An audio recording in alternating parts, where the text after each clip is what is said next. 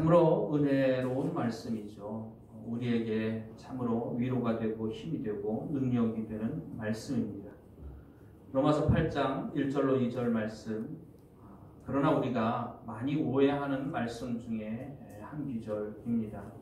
이것을 자칫 잘못 해석을 하게 되면 잘못된 신앙의 길로 빠지기가 참 쉬운 것들을 보게 되고, 또 그런 신앙의 길을 실제적으로 잘못되게 걸어가는 사람들도 우리는 많이 보게 됩니다.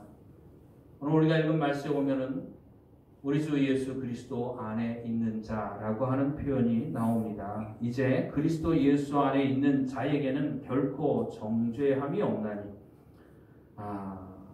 우리가 특별히 주목해서 보아야 할 내용은 뭐냐면 그리스도 예수 안에 있는 자가 누구냐 하는 것입니다. 그리스도 예수 안에 있기만 하면, 그리스도 예수 안에 있으면 정죄함이 없습니다. 내가 죄인이다라는 판결을 받지를 않는다는 얘기입니다.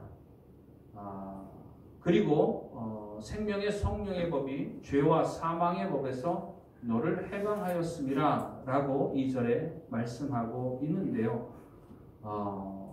결코 멸망하지 않는다는 뜻입니다. 지옥의 형벌을 받지 않는다는 뜻입니다. 그리고 영생을 얻게 된다고 하는 의미입니다. 얼마나 귀하고 놀라운 말씀인지요. 얼마나 힘이 되고 위로가 되는 말씀인지요. 그런데 많은 사람들이 잘못 생각하고 잘못 가르치고 있는 부분이 뭐냐면 그리스도 예수 안에 있는 자라고 하는 말입니다. 이 그리스도 예수 안에 있는 자라고 하는 말의 정확한 의미를 우리가 안다면, 그렇다면 정죄함을 당하지 않고 영생을 반드시 분명히 우리가 성취하게 된다고 하는 것이죠. 그렇다면 그리스도 예수 안에 있는 자라고 하는 말은 무엇을 의미하는 것일까요? 많은 사람들이 흔히 생각하기를 그리스도 예수 안에 있는 자라고 하는 말의 의미를 믿음 가지고 구원받은 사람이라고 생각을 합니다. 그런데 맞습니다. 믿음을 가지고 구원받은 자죠. 하나님의 은혜로 말미암아 우리 주 예수 그리스도의 십자가의 보혈의 공로를 믿음으로 말미암아 죄 용서받고 구원받은 사람입니다. 예수님께서 세상 모든 사람들의 죄를 대신하여 지시고 십자가에서 우리의 죄값을 대신 담당해 주시고 형벌을 대신해서 받아 주셨다고 하는 것입니다. 우리는 다 양같아서 그릇 행하여 각기 제 길로 갔거늘 여호와께서는 우리 무리의 죄악을 그에게 담당시키셨도다.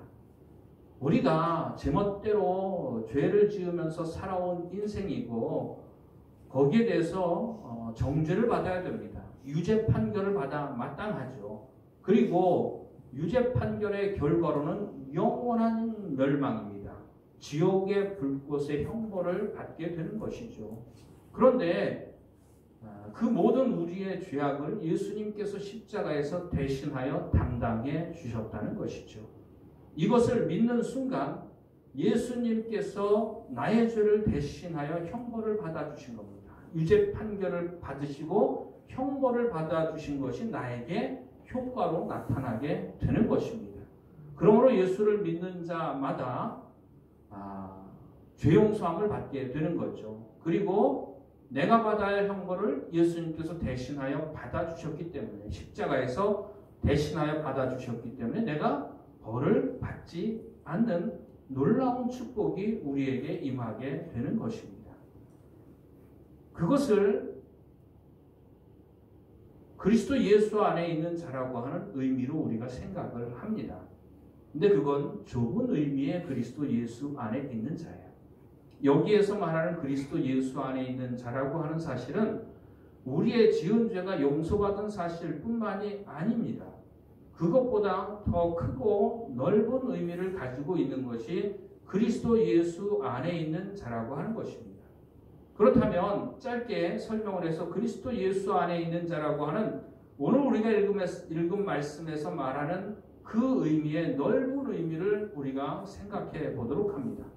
이것은 예수 믿고 죄사함 받은 것만을 의미하는 것이 아닙니다.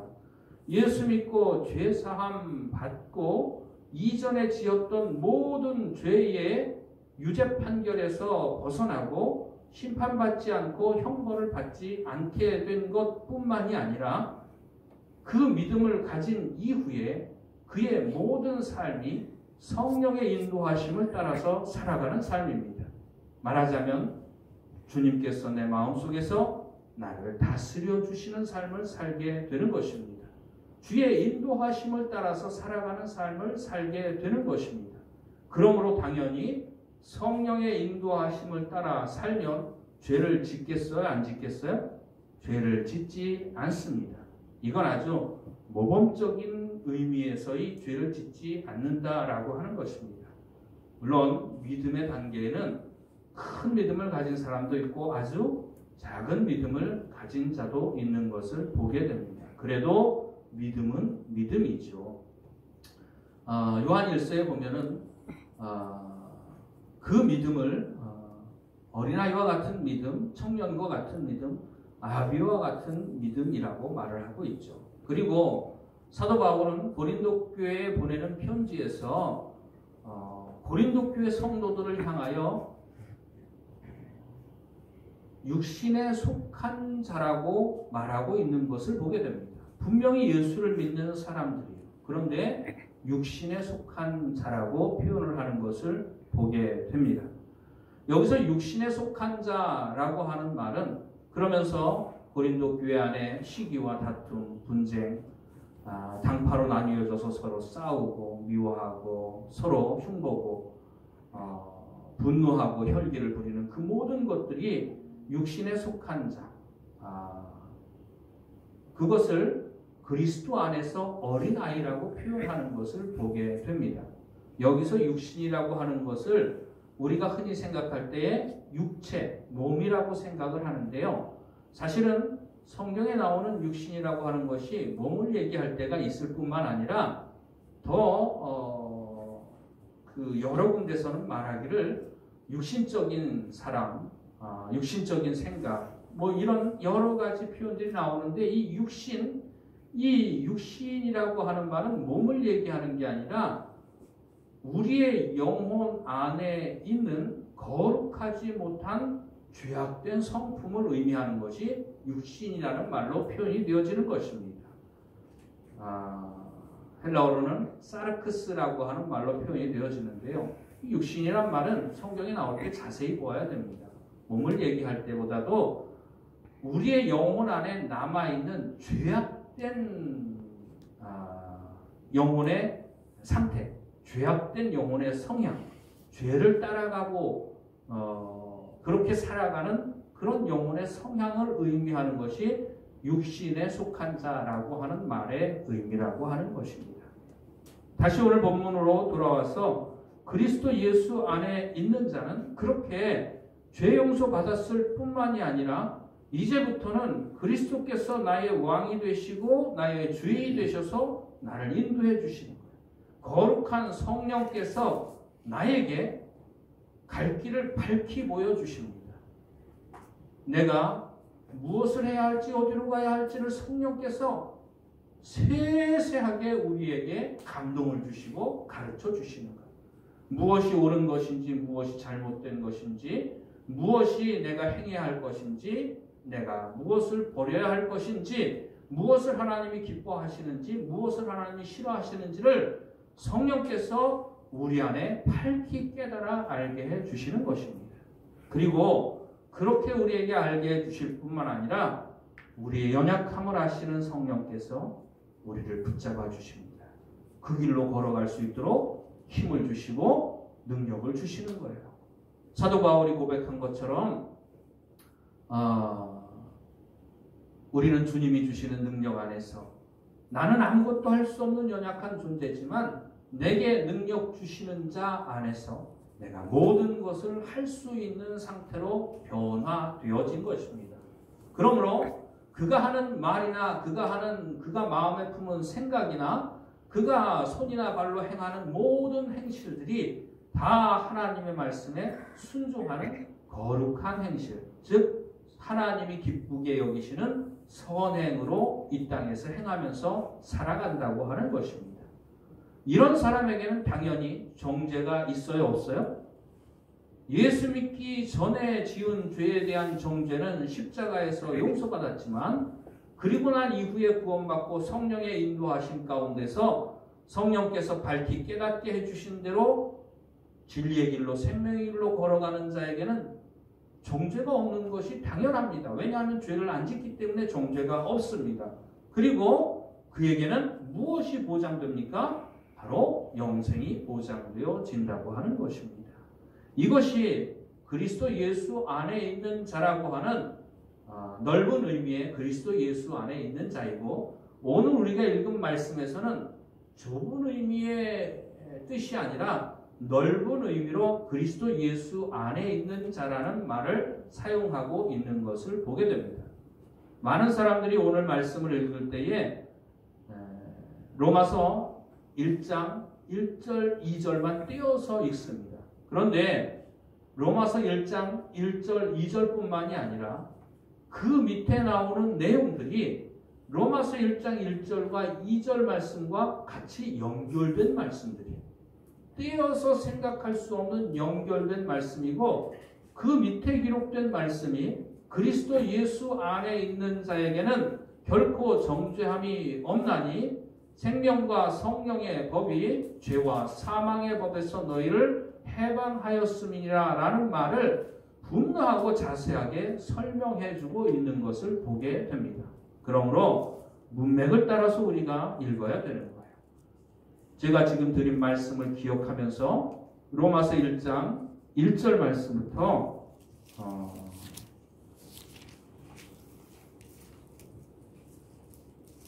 함께 다시 한번 읽어보도록 하겠습니다.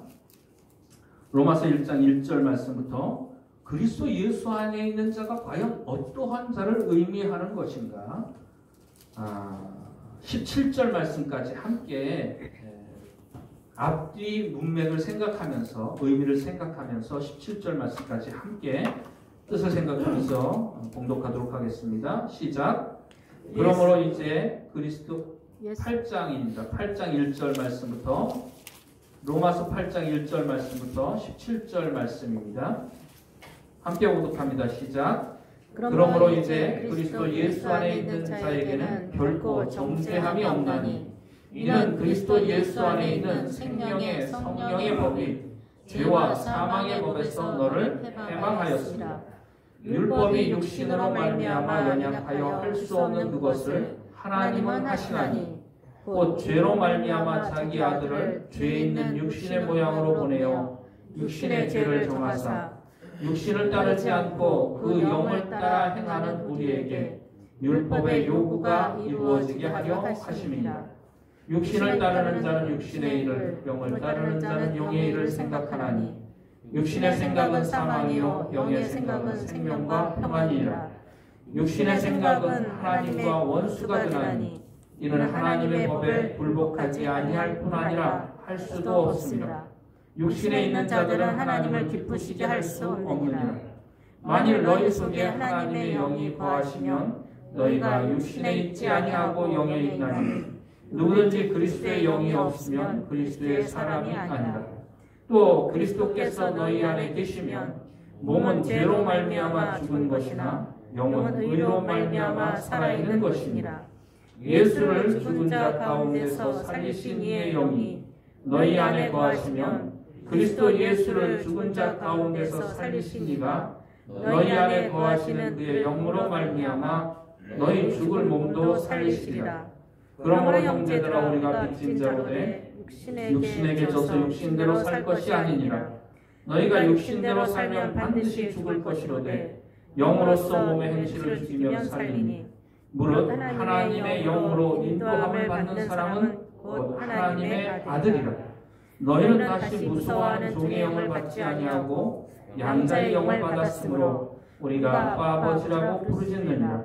성령의 친히 우리의 영과 더불어 우리가 하나님의 자녀인 것을 증언하시나니 자녀이면 또한 상속자 곧 하나님의 상속자요 그리스도와 함께한 상속자니 우리가 그와 함께 영광을 받기 위하여 고난도 함께 받아야 할 것이니라. 아멘. 좀 더 뜻이 명확해지고 분명해지죠. 그리스도 예수 안에 있는 자가 단순히 예수의 십자가의 보혈의 공로로 죄사함 받고 정죄함을 받은 것을 의미하는 것이 아닙니다. 그것은 기본이고 그렇게 죄 용서받고 구원받은 사람이 우리 안에 계신 거룩한 성령, 그 성령께서 우리를 다스리시고 인도해 주시고 그 성령의 생각과 기뻐하시는 뜻을 따라서 순종하며 행하는 사람, 바로 이런 사람이 그리스도 예수 안에 있는 자라고 하는 말의 진정한 의미라고 하는 것입니다. 이렇게 성령의 인도하심을 따라서 지금 죄짓지 않습니다. 그러면 당연히 마지막 심판대 앞에 섰을 때에 예수 믿기 전에 지은 죄는 십자가의 보혈의 공로로 용서받았고 예수 믿고 난 다음에는 성령의 인도하심을 따라 하나님이 기뻐하시는 길로 거룩한 생활을 했으니 하나님 앞에 정죄받을 일이 없을 뿐만 아니라 하나님께 칭찬받고 영생을 선물로 허락받게 될 것이라고 하는 사실을 성경은 분명하게 증언해주고 있습니다. 2절 말씀에 보면은 생명의 성령의 법, 그리스도 예수 안에 있는 사람들은 생명의 성령의 법 안에 사는 사람들입니다. 이 생명의 성령의 법이라고 하는 말은 성령의 인도하심을 따라 살 때에 하나님의 법을 지키고 그에게 영원한 생명이 보장된 삶이라고 하는 의미입니다. 그게 바로 생명의 성령의 법이라고 하는 거죠. 그것과 반대되는 길이 있습니다. 그게 뭐냐 하면 죄와 사망의 법입니다. 여기서 죄라고 하는 것은 우리가 짓는 죄를 의미하는 것이 아닙니다. 성령과 반대되는 개념입니다. 성령과 반대되는 개념으로 죄를 말하고 있습니다. 생명과 성령의 법이 있고 죄와 사망의 법이 있습니다.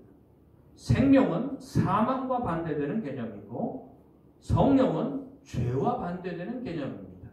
성령의 인도하심을 따라 살면 영생을 얻을 것입니다. 그러나 죄를 따라 살면 영모를 받을 것입니다. 바로 그것을 의미하는 것이죠. 죄와 사망의 법이라고 하는 것은 마귀의 다스림을 받으면서 산다고 하는 말입니다. 여기서 죄라고 하는 말은 우리가 흔히 짓는 낱낱이 개별적인 죄들을 의미하는 것이 아니라 우리를 죄짓게 만들고 우리를 다스리는 죄의 세력. 바로 누굽니까? 세상의 공중의 권세를 잡고 이 세상에서 왕노릇하는 존재. 바로 마귀 사단을 의미하는 것입니다. 그러니까 반대되는 개념으로서 성령과 반대되는 개념으로서 죄를 사용한다면 성령의 인도하심을 받는다는 것에 반대되는 개념은 죄의 인도함을 받는 거예요. 죄의 다스림을 받는 거예요. 다른 말로 바꾸어 얘기하면 우리를 죄를 짓게 하는 마귀의 다스림을 받는다고 하는 것입니다. 그리고 마귀의 다스림을 받는 삶을 사는 사람에게는 사망이 보장되어 있는 것입니다. 이것은 영벌을 의미하는 거죠. 지옥의 형벌을 의미하는 것입니다. 영원한 멸망을 의미하는 것입니다. 마음에 성령도 없고 그리고 성령의 인도하심을 따라 살지도 못하면 당연히 마귀의 다스림을 받을 뿐만 아니라 마귀가 시키는 대로 죄를 지으면서 살게 되는 거고 그렇게 되면 당연히 영원한 형벌을 받게 된다고 하는 것을 오늘 우리가 읽은 말씀이 분명하게 증언하고 있는 것을 보게 됩니다. 그러면서 우리가 예수 믿고 죄 용서 받는 건 아는데 예수 믿고 거룩한 삶을 살아가는 건 잘 몰라요. 그게 바로 성화의 과정이죠. 하나님께서는 우리를 구원하신 목적이 뭐냐 하면 예수 믿고 죄사함 받고 구원받게 하신 것뿐만이 아니라 구원받은 사람에게 하나님이 기뻐하시는 길로 이 땅에서 걸어갈 수 있도록 하게 하기 위하여 이 땅에서 우리를 구원해 주셨다고 하는 사실을 우리는 분명히 알아야 마땅한 것이죠. 이 그리스도 예수 안에 있는 자라고 하는 의미가 그런 의미입니다. 그러므로 예수 믿고 죄사함 받을 뿐만 아니라 내 영혼이 날마다 더욱더욱 거룩해져서 성령의 다스림과 인도하심 가운데 살면서 주의 말씀에 순종하며 늘 생명길로 걸어가는 사람, 그의 마지막에는 영생이 보장되어 있는 거죠. 찬송가 가사에도 나오죠. 주의 말씀 순종하여 생명길로 갑시다. 여러분들 예수 믿고 죄 용서받는 것뿐만이 아니라 주의 말씀 순종하는 것까지가 우리가 생명길로 걸어가는 믿음이라고 하는 것입니다. 이것이 바로 사도 바울이 말한 사랑으로 역사하는 믿음이고, 그리고 또 사도 요한이 말한 산 믿음이죠. 사도 요한은 죽은 믿음과 산 믿음에 대해서 요한일서에서 우리에게 말하고 있는 것을 보게 됩니다. 영혼 없는 몸이 죽은 것 같이 행함이 없는 믿음은 그 자체가 죽은 것입니다. 그러므로 진짜 살아있는 믿음은, 진짜 사랑으로 역사하는 믿음은, 진짜 구원을 보장하는 믿음은 죄 용서 받을 뿐만이 아니라 성령의 인도하심 받는 믿음입니다. 그 안에서 주님의 능력 가지고 죄를 이기는 믿음입니다. 세상을 이기고 유혹을 이기는 믿음입니다. 그에게 보장된 것이 영생이라고 하는 것을 성경이 분명하게 증언하고 있는 것입니다. 이것은 하나님의 능력으로만 가능한 거예요. 우리의 능력으로는 절대 불가능하죠. 하나님의 능력으로 죄 용서받을 확신도 주실 뿐만 아니라 하나님의 능력으로 하나님의 말씀에 순종하는 사람으로 우리를 변화시켜 주시고, 결국엔 하나님이 다 행하시고 그 마지막에 우리에게 영생을 상급으로 보장해 주신다고 하는 것입니다. 상급에 대한 이야기들을 참 많이 하는 사람들이 있습니다만은, 천국 가서 무슨 상급, 다른 사람들보다 더 좋은 것을 받으리라는 생각, 그것은 잘못된 생각이죠. 그것도 물질적이고 육신적이고 세상적인 개념들을 가지고 천국 가서 어떠한 상급을 받을 거라고 착각하는 사람들이 있습니다. 아니죠. 그런 상급은 천국에 없습니다. 천국에 상급이 있다면 그것은 영적인 상급이죠. 그 영적인 상급은 무엇이냐 하면, 이 땅에서 하나님을 더 사랑하고 하나님께 더 순종하며 하나님을 더 기쁘게 하며 산 사람은, 예수 믿고 구원받았지만 하나님께 순종하지 못하고 하나님을 기쁘시게 하지 못하고 산 사람보다 이 땅을 떠나서 주님 앞에 서게 될 때에 주님께로부터 더 큰 칭찬이 있게 될 줄로 믿습니다. 그러면 주님께로부터 더 큰 칭찬을 받게 되면 우리 마음속에 더욱더 큰 기쁨이 샘솟아 넘치게 될 줄로 믿습니다. 상급이라면 그것밖에 없다고 하는 사실이에요. 천국 가서 이 세상적인, 육신적인, 물질적인 가치를 가지고 천국에서 어떤 상급을 받으리라는 사실을 우리는 성경에서 전혀 찾아볼 수가 없다고 하는 것입니다. 예수님께서 제자들에게 말씀하신 부분에 그렇게 착각하기 쉽도록 예수님께서 말씀하신 부분이 있죠. 베드로가 예수님께 말합니다. 부자 청년이 와가지고 근심하며 떠나갔을 때에 베드로가 우리는 모든 것을 버리고 주를 쫓아싸우니 우리가 무엇을 얻으리까? 그때 예수님께서 하신 말씀이 뭐냐면, 나를 위하여 자기 친척이나 자식이나 자녀나 전토나 아비나 어미나, 어떤 사본에는 아내까지도 포함되어 있죠. 아내를 버린 자는 이 땅에 사는 동안에 여러 배를 받고, 성경에는 여러 배를 받고라고 설명하고 있는데, 번역하고 있는데 원문에는 100배를 받고라고 하는 뜻입니다. 100배를 받고 내세에 영생을 받지 못할 자가 없느니라 예수님께서 말씀해 주시는 것을 보게 됩니다. 이것도 많은 사람들이 물질적으로 해석을 합니다. 100만 원 드리면 여러 배를 받는다. 100만 원 드리면 1000만 원으로 1억 원으로 하나님께서 내게 갚아주실 거다라고 하나님이 갚아주실 걸 생각하고 하나님 앞에 드립니다. 모든 헌신들이 다 그렇습니다. 또 그렇게 가르치는 사람들이 있습니다. 개척교회 봉고차 사주면 하나님이 봉고차 주실 거다. 그것보다 더 좋은 차를 주실 거다. 그러니까 그걸 받고자 하는 마음 가지고 그렇게 개척교회를 돕고 차를 사주는 일들도 비일비재하게 일어나고, 그런 것들을 자랑하는 사람들도 있습니다. 아닙니다. 그런 물질적인 복을 의미하는 것이 아니죠.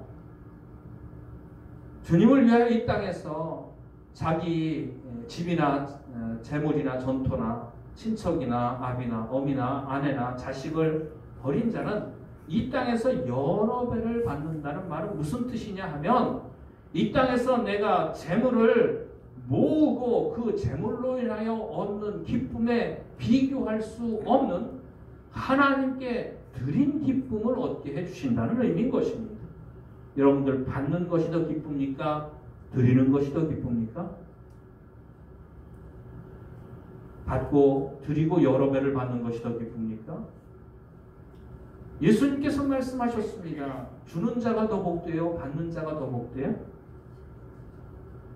받는 자보다 주는 자가 더 복되다고 예수님께서 말씀하셨습니다. 이건 원칙입니다. 주님께 무엇을 받아서 우리가 얻는 기쁨보다 주님께 우리가 드려서 얻는 기쁨이 받아서 얻는 기쁨에 비교할 수 없이 훨씬 기쁘다고 하는 사실입니다. 여러 배를 받고라는 말은 그것을 의미하는 거죠. 그리고 거기에 뒤이어서 내세의 영생을 받지 못할 자가 없느니라. 내세는 무엇만을 받아요? 무엇만이 보장되어 있어요? 영생만이 보장이 되어 있다고 하는 것이죠. 이것을 하나님께서 우리에게 역사해 주셔야만 이 길을 걸어갈 수 있어요. 하나님이 우리에게 믿음 주셔야만 죄 용서받은 확신을 가질 수가 있고 하나님의 거룩하신 성령이 무엇이 바른 길인지도 알지 못하는 우리들을 인도해 주셔야만 우리가 한 걸음 한 걸음 성령의 인도하심을 따라 바른 길로 걸어갈 수 있고 그 마지막에 영생을 허락받을 수 있다고 하는 것입니다. 그러므로 우리가 하나님 앞에 기도할 때에 믿음이 없는 사람은 구원의 확신이 없는 사람은 구원의 확신을 달라고 간구해야 할 것이고 구원의 확신이 있음에도 불구하고 성령의 인도함을 받지 못하고 사는 사람에게는 성령께서 나를 인도해 주셔서 영생의 길로 생명의 길로 계속해서 주의 말씀에 순종하며 걸어갈 수 있도록 전능하신 하나님께서 나를 붙잡아 주시고 도와달라고 기도해야 마땅할 줄로 믿습니다. 그렇게 해서 하나님께서 우리를 영생으로 인도해 주시는 거예요. 이건 모두가 다 하나님이 행하시는 일이죠. 그러므로 하나님께 모든 영광을 돌려드려야 하는 것입니다. 제가 전에 있던 교회에 CCC에 소속되어서 활동하는 청년들이 참 많았습니다. 대학교 동아리인데요. 기독교 동아리입니다. 한국 대학생 선교회라고 영어로 약자로 CCC라고 표현을 합니다. 근데 거기에서 전도할 때 쓰는 책자가 있어요. 조그만 책자인데 사용리라고 하는 책자입니다. 4가지 영적인 원리라고 하는 말이에요. 그거 가지고 많이 전도하고 또 대학생들을 많이 전도해서 교회로 인도하기도 하고 그렇게 하는데 그 사용리의 내용이 4가지 영적인 원리인데 거기에 4가지를 요점을 추려보면 그렇습니다. 하나님은 당신을 사랑하시고 당신을 위한 위대한 계획을 가지고 계십니다. 그게 첫 번째. 그리고 두 번째, 인간이 죄를 범함으로 말미암아 하나님과의 관계가 멀어졌고 하나님의 계획을 알지 못하는 상태가 되었습니다. 세 번째가 이 죄의 문제를 해결할 수 있는 방법은 유일하게 예수 그리스도뿐입니다. 네 번째가 당신이 이제 예수 그리스도를 영접하면 이 모든 하나님의 사랑과 여러분들을 향한 하나님의 위대한 계획에 동참할 수 있습니다. 이 예수를 영접하셔야 됩니다. 이런 내용으로 이루어져 있어요. 근데 거기에 가만히 보면 복음의 중요한 내용이 빠져 있어요. 복음에 비슷한 내용은 들어있는데 복음에 중요한 내용이 빠져 있어요. 그게 뭐냐 하면 죄에 대한 결과가 빠져 있고 회개를 촉구하는 회개와 결단을 촉구하는 것이 빠져 있습니다. 당신이 죄인이고 정죄받고 심판받아 마땅하고 지옥의 형벌을 받아 마땅하다. 이 죄를 깨닫고 그리고 애통하며 회개하면서 하나님이 나를 구원해 주시기를 기다려야 한다고 말을 합니다. 죄에 대한 얘기 절대 안 합니다. 죄인이라고 두리뭉실하게 넘어가기는 하는데 그 죄가 얼마나 심각한 죄인지를 얘기하지 않아요. 하나님께 심판받고 영원히 멸망받아 마땅한 죄, 지옥의 형벌 가운데, 지옥의 불꽃 구덩이 가운데 던져져야 마땅한 존재라는 사실을 입도 뻥끗하지 않습니다. 다른 사람들에게 불쾌감을 주는 내용, 이걸 듣는 사람들이 거부감을 일으키는 내용을 거기서 싹 제외를 해버렸어요. 그러면서 하나님의 사랑, 하나님의 위대하고 원대한 계획, 이런 것들을 이야기합니다. 그리고 거기에 있는 치명적인 두 번째 치명적인 문제점이 있습니다. 그게 뭐냐면 우리 주 예수 그리스도를 당신이 영접하십시오 라고 하는 내용입니다.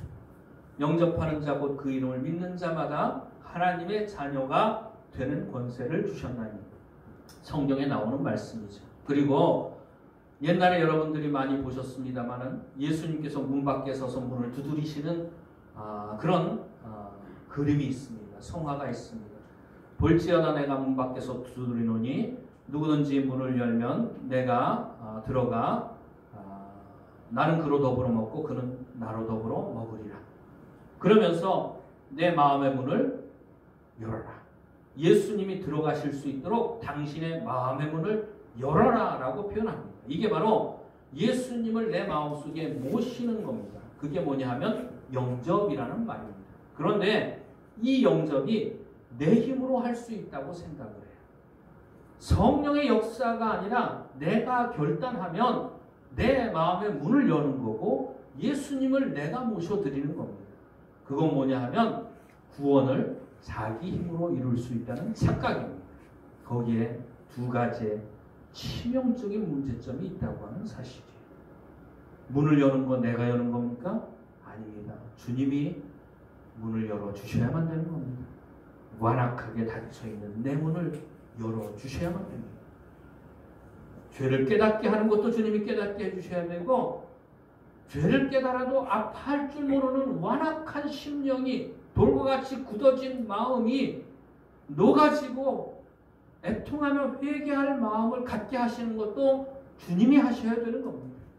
그리고 용서해 주시는 것도 주님이 하셔야 되는 거고, 주님이 내 마음속에 들어오시는 것도 주님이 하셔야 되는 일입니다. 우리는 단지 할 수 있는 것은 그렇게 해달라고 간구할 수 있는 것밖에 없다고 하는 것입니다. 그리스도 예수 안에 있는 자, 주님의 능력으로만 되는 줄로 믿습니다. 우리 주 예수 그리스도를 더욱 의지할 수 있기를 바랍니다. 그리고 믿음이 없는 자는 죄사함의 확신 가운데, 구원받은 확신 가운데 거할 수 있기를 바랍니다. 그리고 구원받은 자는 성령의 인도하심 가운데 죄를 이기며 거룩한 생활로 늘 생명길로 걸어갈 수 있는 저와 여러분이 되어지기를 원합니다. 그렇게 해서 우리의 가는 인생길의 마지막에 주님 앞에 서게 되었을 때에 영생을 반드시 확실하게 다 허락받는 저와 여러분이 되어지기를 주의 이름으로 축원을 드립니다. 기도드리시겠습니다.